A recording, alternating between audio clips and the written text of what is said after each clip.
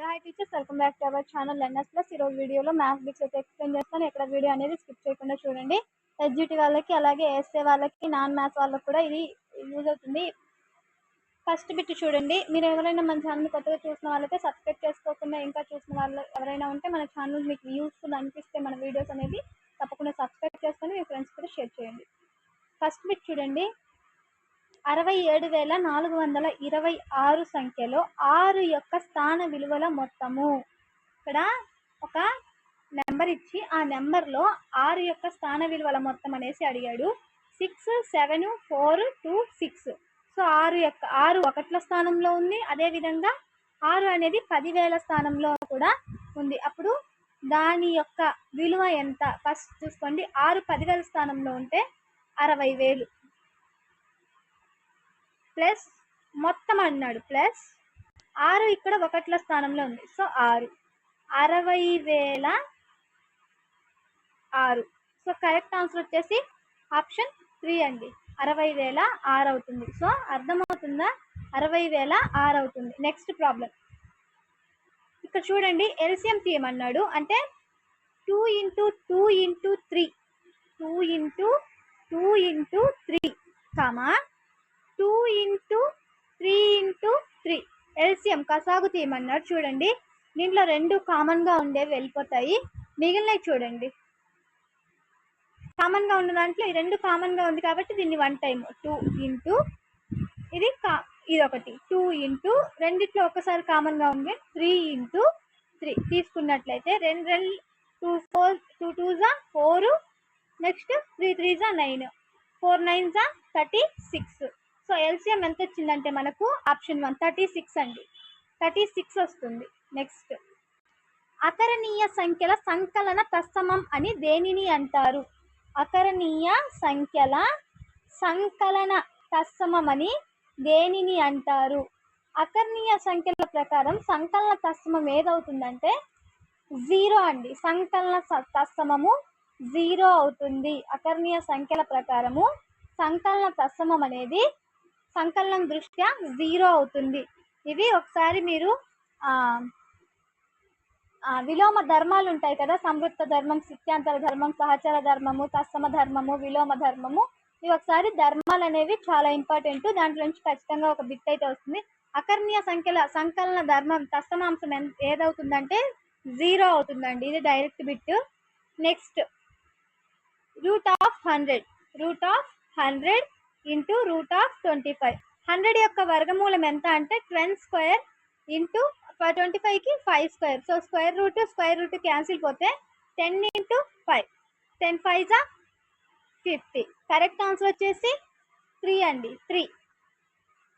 Next ఒక motor bike 5 లీటర్ల పెట్రోలుతో 220 కిలోమీటర్లు ప్రయాణించింది.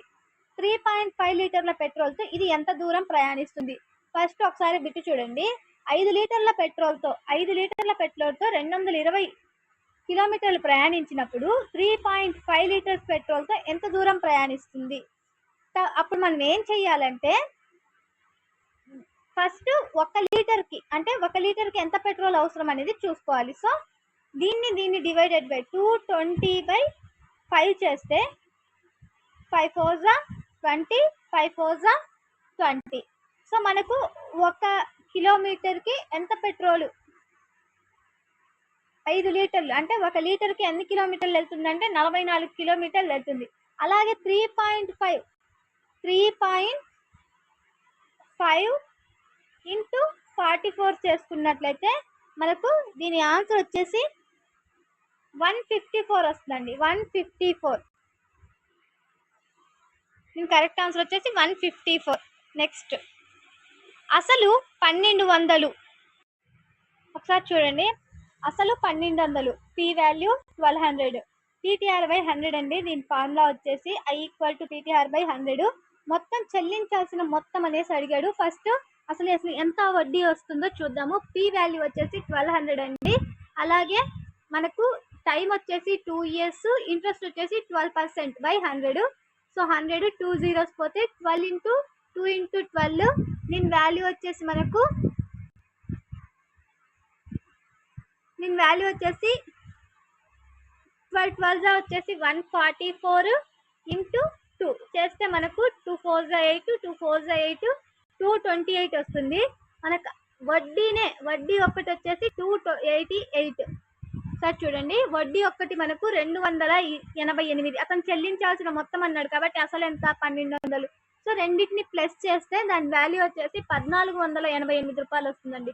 కరెక్ట్ ఆన్సర్ వచ్చేసి ఆప్షన్ 4. నెక్స్ట్,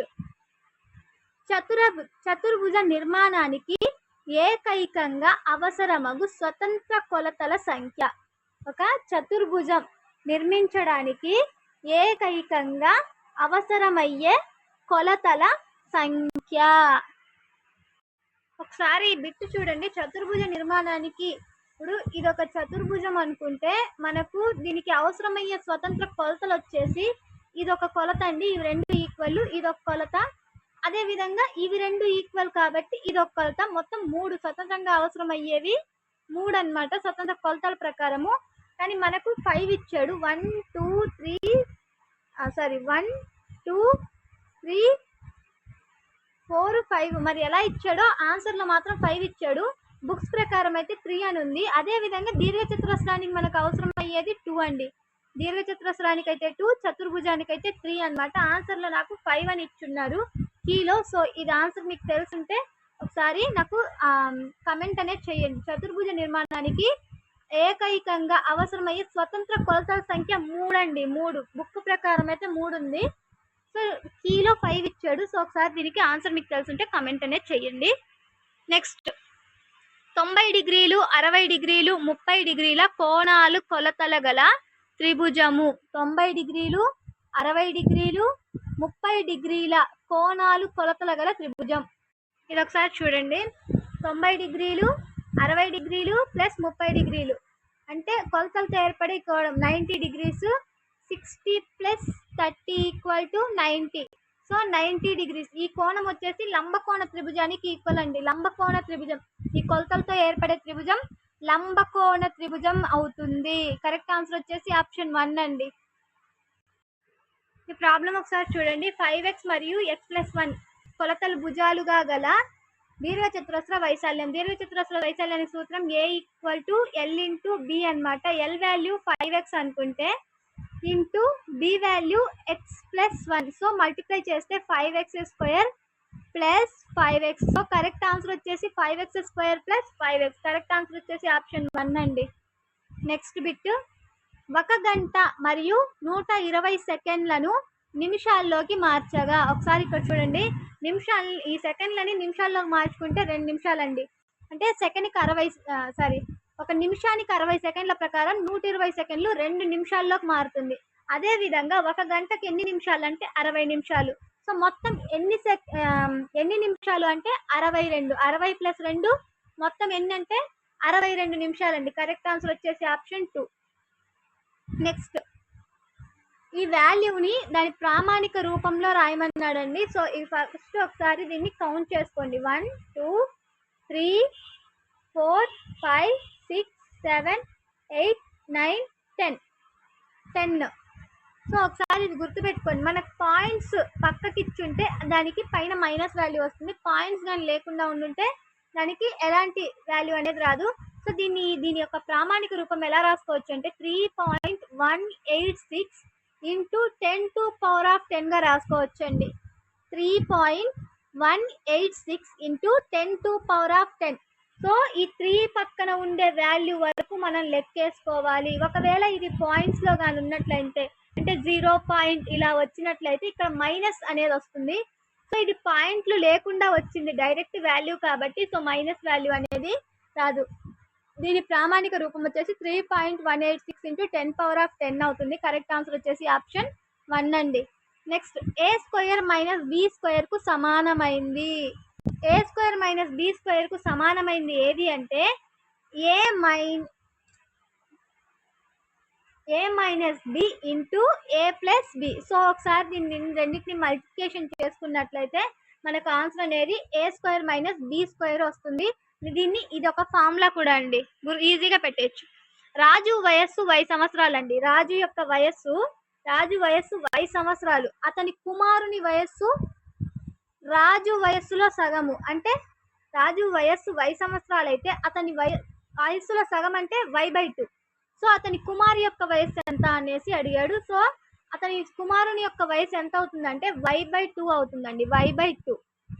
నెక్స్ట్ x = 1 వద్ద x ఇంటూ x - 3 + 2 వాల్యూ ఎంత? సో x వాల్యూ అనేది మనకి ఇచ్చేసాడు చూడండి, 1 × 1 - 3 + 2. ఓకేనా? సో 1తో మల్టిప్లై చేసిన అదే వాల్యూ వస్తుంది, -3 2 + 2. సో -2 + 2 క్యాన్సిలేషన్ పోతే ఎంత మిగులుతుందంటే 0. దీని యొక్క ఆన్సర్ వచ్చేసి ఆప్షన్ 4 అండి, ఆప్షన్ 4. నెక్స్ట్ 107/132 + 18/132.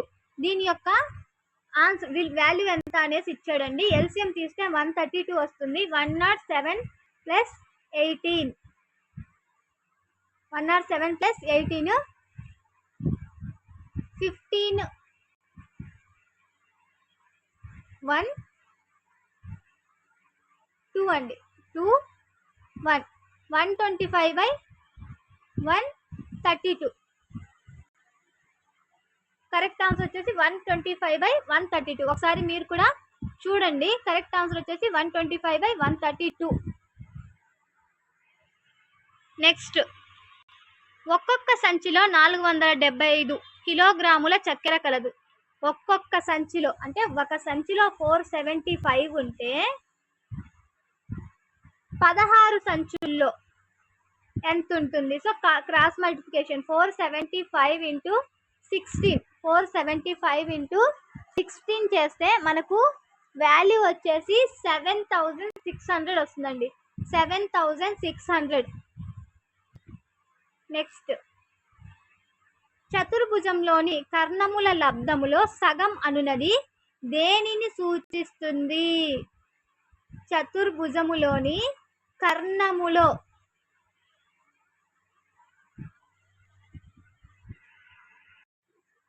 ఇదొక చతుర్భుజం అనుకుంటే ఈ చతుర్భుజం మధ్య బిందువుల చేత ఏర్పడేది ఏంటి అంటే ఈ మధ్య బిందువులు అంటే ఈ కర్ణాలు, ఈ ఆసన్న భుజాలు, ఈ కర్ణాల చేత ఏర్పడేది ఒక రాంబస్ అనేది ఏర్పడుతుంది. ఇది రాంబస్ వైశాల్యాన్ని సూచిస్తుంది. చతుర్భుజంలోని కర్ణముల లబ్ధం వచ్చేసి కర్ణాల లబ్ధం వచ్చేసి దేన్ని సూచిస్తుంది అంటే రాంబస్ వైశాల్యాన్ని సూచిస్తుంది. నెక్స్ట్ బాగా కలిపిన 52 పేక ముక్కల కట్ట నుంచి ఒక యాస్ ముక్క వచ్చుటకు గల సంభావ్యతలు ఇంపార్టెంట్, ప్రతిసారి బిట్ అనేది వస్తుంది. 52 పేక ముక్కల్లో మనకు ఉండేది యాస్ ముక్కలు ఎన్ని అంటే 4 అండి, 4 యాస్ ముక్కలు ఉంటాయి. బై మొత్తం ప్యాక్ ముక్కలు ఎంత అంటే 52. 4/52 అంటే దీని రెండింటికి వచ్చే 4 1s 4 13s. సో 1/13 దాని సంభావ్యత ఎంత అంటే 1/13. ప్రాబబిలిటీ కావాలి అనుకుంటే ప్రాబబిలిటీ క్లాస్ అనేది ఈజీగా మాకు అర్థం కావాలి అనుకుంటే నాకు ఒకసారి కమెంట్ అనేది చేయండి. ప్రాబబిలిటీ యొక్క దాని గురించి క్లాస్ అయితే చెప్తాను. 1/32 అండి, దాని సంభావ్యత వచ్చేసి 1/32. నెక్స్ట్ ఒక క్రికెట్ ఆటగాడు 8 ఇన్నింగ్స్లో ఈ క్రింది పరుగులు చేసిన ఆ దత్తాంశ వ్యాప్తి. ఒక నెంబర్స్ ఇచ్చి కొన్ని నెంబర్స్ వాల్యూస్ ఇచ్చి ఒక క్రికెట్ ఆటగాడు 8 ఇన్నింగ్స్లో కింద ఇచ్చిన పరుగులు అనేది చేశాడు. దాంట్లో ఆ దత్తాంశం సంబంధించి వ్యాప్తి రావాలంటే గరిష్ట విలువ బై కనిష్ట విలువ చేస్తే మనకు వ్యాప్తి అనేది వస్తుంది. సో గరిష్ట విలువ వచ్చేసి 100 మైనస్ కనిష్ట వాల్యూ వచ్చేసి 10. సో తీసేస్తే ఏమొస్తుందంటే 90. సో అతని యొక్క వ్యాప్తి ఎంత అంటే దత్తాంశ వ్యాప్తి 90 అవుతుంది. ఆన్సర్ వచ్చేసి ఆప్షన్ 4 అండి. నెక్స్ట్ 5 మీటర్లు మరియు 10 కిలోమీటర్ల నిష్పత్తి. 5 మీటర్లు మరియు 10 కిలోమీటర్ల నిష్పత్తి. 5 మీటర్లు అంటే 500 మీటర్లు. సో 10 కిలోమీటర్లు ఈస్ట్ 10 కిలోమీటర్లు అంటే 10 × 1000 10,000. సో దీని యొక్క నిష్పత్తి అడిగాడు చూడండి, 2 2 5 1s 5 2s. సో 1:10 2000 ఉంటుందండి. 1:2000.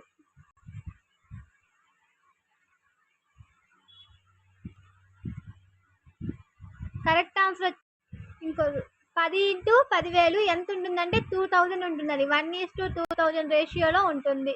5 మీటర్స్ మరియు 10 కిలోమీటర్ల నిష్పత్తి 1:2000 రేషియోలో ఉంటుందండి. నెక్స్ట్, టీ అసలు, ఆర్ వడ్డీ రేటు మరియు ఎన్ కాల వ్యవధి అయిన సంవత్సరములకు ఒకసారి వడ్డీ చెల్లించన అయ్యే మొత్తానికి సూత్రము. T 1 + r/100 × whole power of n అండి. T 1 + r/100 whole power of n. దీని ఫార్ములా వచ్చేసి 3. నెక్స్ట్, క్రింది వాటిలో ఏది సత్యము? చతురస్రాలన్నీ సమచతుర్భుజాలు మరియు దీర్ఘచతురస్రాలు. దీర్ఘచతురస్రాలన్నీ చతురస్రాలు కావు. చతురస్రం 4 భుజాలు సమానంగా ఉంటాయి. దీర్ఘచతురస్రంలో 2 భుజాలు, ఇవి ఈక్వల్, వెడల్పు పొడవులు ఈక్వల్ గా ఉంటాయి. గాలిపటాలన్నీ సమచతుర్భుజాలు. సో ఇది రాంగ్ స్టేట్మెంట్. చతురస్రాలన్నీ సమాంతర చతుర్భుజాలు కావు. చతురస్రాలన్నీ సమాంతర చతుర్భుజాలు అవుతాయి, కావనిచ్చాడు. సో చతురస్రాలన్నీ సమచతుర్భుజాలు అవుతాయి, అలాగే దీర్ఘ చతురస్రాలు కూడా అవుతాయి. సో కరెక్ట్ ఆన్సర్ వచ్చేసి ఆప్షన్ 1. నెక్స్ట్, క్రింది వాటిలో అపక్రమ భిన్నం కానిది. అపక్రమ భిన్నంలో లవం అనేది ఎక్కువగా, హారం అనేది తక్కువగా ఉంటుంది. క్రమ భిన్నానికి వచ్చేసి లవం తక్కువగా, హారం వచ్చేసి ఎక్కువగా ఉంటుంది. కానిది అన్నాడు కాబట్టి 8/11. నెక్స్ట్, లీల రాధా చెల్లెలు. రాధా కంటే లీల 1.5 సంవత్సరాలు చిన్నది. రాధ వయస్సు p అయినా లీలా వయస్సు ఎంత? చిన్నది అన్నాడు. ఫర్ సపోజ్ మనకు రాధ వయస్సు p అయినా, రాధ వయస్సు తీసుకుంటే p సంవత్సరాలు, 1.5 సంవత్సరాలు చిన్నది. సో ప్లస్ చిన్నది అన్నాడు కాబట్టి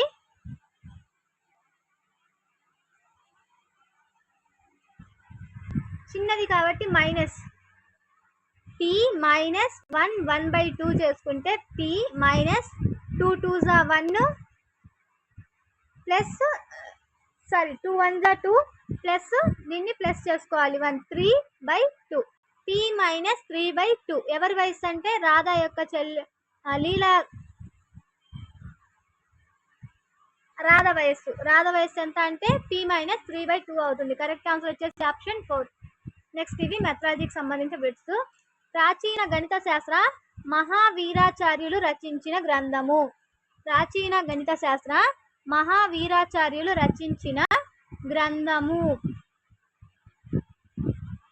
మహావీరాచార్యులు రచించింది గణిత సారా సంగ్రహం. కరెక్ట్ ఆన్సర్ వచ్చేసి ఆప్షన్ 4. నెక్స్ట్, పజిల్స్, సుడోకు, చిక్కు ప్రశ్నలు, మాయా చదారాలు మొదలగు అంశాలు చేయుట ద్వారా విద్యార్థుల్లో పెంపొందు విలువ. పజిల్స్, సుడోకు, చిక్కు ప్రశ్నలు, మాయా చదారాలు చేయడం ద్వారా విద్యార్థుల్లో పెంపొందు విలువ. ఇలాంటివి చేయడం ద్వారా విద్యార్థుల్లో వినోదపు విలువ అనేది పెంపొందుతుంది. వినోదపు విలువ అంటే పజిల్ గేమ్స్ అనేది. ఆ పజిల్ గేమ్స్ ఆడడం వల్ల వాళ్ళలో ఎంటర్టైన్మెంట్ అనేది వస్తుంది. కరెక్ట్ ఆన్సర్ వచ్చేసి ఆప్షన్ 4. గణితాన్ని బోధించడానికి ఒక ఉపాధ్యాయుడు తన తరగతిలో రోల్ ప్లే పద్ధతిని ఉపయోగించాడు. అయితే అతని లక్ష్యం. గణితాన్ని బోధించడానికి ఒక ఉపాధ్యాయుడు తన గదిలో రోల్ ప్లే పద్ధతిని ఉపయోగించాడు. అయితే అతని యొక్క లక్ష్యం ఏంటి?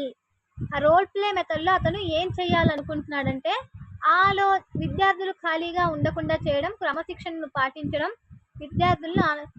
విద్యార్థుల్లో ఆలోచన శక్తిని రేకెత్తించాలనుకుంటున్నాడు. అతని యొక్క లక్ష్యం ఏంటి అంటే ఆలోచన శక్తిని రేకెత్తించడం. నెక్స్ట్, గణితంలో అమూర్త భావనలు అవగాహన పరచడానికి తరగతి గదిలో ఉపాధ్యాయునికి సహాయకారిగా ఉపకరించే సాధనం. గణితంలో అమూర్త భావనలు అవగాహన పరచడానికి తరగతి గదిలో ఉపాధ్యాయునికి సహకారిగా ఉపకరించే సాధనం. ఉపాధ్యాయునికి ఒక అమూర్త భావన కంటికి కనిపించిన వాటికి కనిపించేటట్లు అతను చేయడానికి అతనికి ఉపయోగపడేది టీచింగ్ ఎయిడ్స్ అండి, బోధనోపకరణాలు, టీచింగ్ ఎయిడ్స్. నెక్స్ట్, గణిత విద్యా ప్రణాళిక నిర్మాణంలో విద్యార్థి యొక్క అవసరాలు, ఆసక్తులు, సామర్థ్యాలకు ప్రాధాన్యత ఇవ్వాలి. విద్యా ప్రణాళిక నియమాల ప్రకారం ఈ ప్రవచనం క్రింది ఏ విలువకు చెందుతుంది? గణిత విద్యా ప్రణాళిక నిర్మాణంలో విద్యార్థి యొక్క అవసరాలు, ఆసక్తులు, సామర్థ్యాలకు విలువనివ్వాలి అనేది శిశు కేంద్రీకృత నియమానికి చెందుతుంది. విద్యార్థికి ఇవ్వాలి ఇక్కడ ఇంపార్టెన్స్. దేనికంటే అతని యొక్క అవసరాలకు, ఆసక్తులకు, సామర్థ్యాలకు విలువ అనేది ఇవ్వాలి. ఇది ఏ నియమం కిందకి వస్తుందంటే శిశు కేంద్రీకృత నియమం కిందకి వస్తుంది. నెక్స్ట్, మూల్యాంకనాధారిత పాఠ్య పథక నమూనాను ప్రతిపాదించిన వారు. మూల్యాంకన ఆధారిత పాఠ్య పథక నమూనాను ప్రతిపాదించింది బెంజమిన్ బ్లూమ్స్ అండి, బెంజమిన్ బ్లూమ్స్. ఇవి మ్యాథ్స్ కి సంబంధించిన 30 బిట్స్. సో ప్రతి దాన్ని నేను ఎక్స్ప్లెయిన్ అనేది చేసుకుంటూ వచ్చాను ప్రాబ్లమ్స్ ని. ఆ ఒక్క ప్రాబ్లం అనేది నాకు డౌట్, సమాంతర చతుర్భుజాలు అంటే స్వతంత్రంగా ఏర్పరిచే కొలతలు 3 అండి బుక్ ప్రకారం అయితే.